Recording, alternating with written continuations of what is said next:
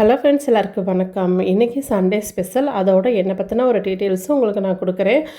இப்போ வந்து பார்த்திங்கன்னா சண்டே ஸ்பெஷலாக என்ன அப்படின்னு சொல்லி பார்த்தா மட்டன் தான் வாங்கிட்டு வந்திருக்காங்க. மதுரை ஸ்பெஷல் மட்டன் குழம்பு. எந்த ஊரில் இருந்தாலும் இந்த மதுரை மட்டன் குழம்புக்கு அடிச்சுக்க ஆளே இருக்காது. அந்த அளவுக்கு எங்களுடைய மட்டன் மசாலா தான் இதில் ஹைலைட்டே வந்து பார்த்திங்கன்னா, இப்போ பட்டை, கிராம்பு, ஏலக்காய், சோம்பு, கல்பாசி, ஸ்டார் அனாசி, அப்புறம் பார்த்திங்கன்னா எல்லாம் போட்டு வதக்கியாச்சு. வெங்காயம், வெள்ளைப்பூடு, சின்ன வெங்காயம் தான் அதிகமாக நாங்கள் சேர்ப்போம். தக்காளி போட்டிருக்கேன். புதினா, மல்லி பொடி பொடியாக கட் பண்ணி போட்டுட்டு, அது போக நம்ம மட்டன் குழம்புக்கு பார்த்திங்கன்னா முக்கியமானது 3/4 கிலோ மட்டன் எடுத்திங்கன்னா 1/4 கிலோ நெஞ்சு எலும்பு எடுத்துக்கோங்க.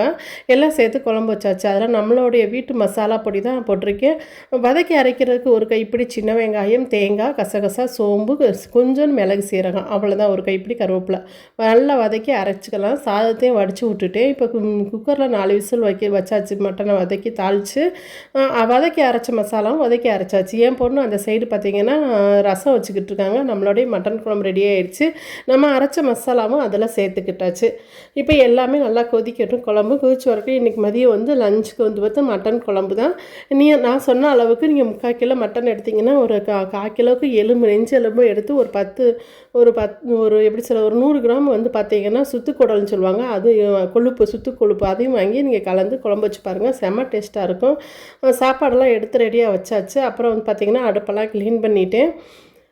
நான் வந்து ஒரு 7-8 வருஷத்துக்கு முன்னாடி மீனூஸ் கார்மெண்ட்ஸ், மீனூஸ் பார்லர்னு சொல்லி வச்சு நல்லா ஃபேமஸாக ரன் பண்ணிக்கிட்டு இருந்தேன். ஆனால் ஒரு 8 வருஷத்துக்கு முன்னாடி அதை லாக் பண்ணுற மாதிரிக்கே இருந்துச்சு. என்ன சூழ்நிலைன்னா, எனக்கு வந்து பிஸ்னஸில் எந்த லாக்கும் இல்லை. பட் எனக்கு 2 பொம்பளை பிள்ளைங்க. 2 பேருமே தொடர்ந்து பெரிய பிள்ளை ஆகும்போது எங்கள் வீட்டுக்கார் வந்து வெளியூர் போய் வரும்போது 10 நாளைக்கு ஒருக்க தான் வருவாங்க. ஸோ வீட்டை பார்க்க வேண்டிய ஒரு சூழ்நிலை வரும்போது நான் கார்மெண்ட்ஸையும் பார்லரையும் பூட்டுற மாதிரி இருந்துச்சு. ஸோ இப்போ வந்து பார்த்திங்கன்னா என்னுடைய பொண்ணுங்க தான் எனக்கு வந்து ஃபுல் சப்போர்ட்டுங்க.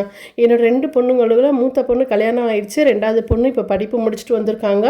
ஸோ பார்த்தீங்கன்னா என் பொண்ணுங்க மறுபடியும் நீங்கள் வந்து கார்மெண்ட்ஸ் ஆரம்பிக்கணுமா, நீங்கள் மறுபடியும் அநேக பெண்களுக்கு வந்து நீங்கள் வந்து தொழில் அமைச்சு கொடுக்கணும் அப்படின்னு சொல்லி என்னை மோட்டிவேஷன் பண்ணினதே என் 2 பொண்ணுங்களும் எங்கள் வீட்டுக்காரரும் தான். ஸோ அன்றைக்கி வந்து நான் மறுபடியும் இந்த கார்மெண்ட்ஸை நான் ஆரம்பிச்சுக்கிட்டு இருக்கேன், ரன் பண்ணிக்கிட்டு இருக்கேன் அப்படின்னு சொல்லி நிறையா பேர்த்துக்கு நான் உதவியாக இருக்கேன் அப்படின்னு சொன்னால் அதுக்கு என் 2 பொண்ணுங்களும் எங்கள் வீட்டுக்காரர் தான் எனக்கு மோட்டிவேஷனே.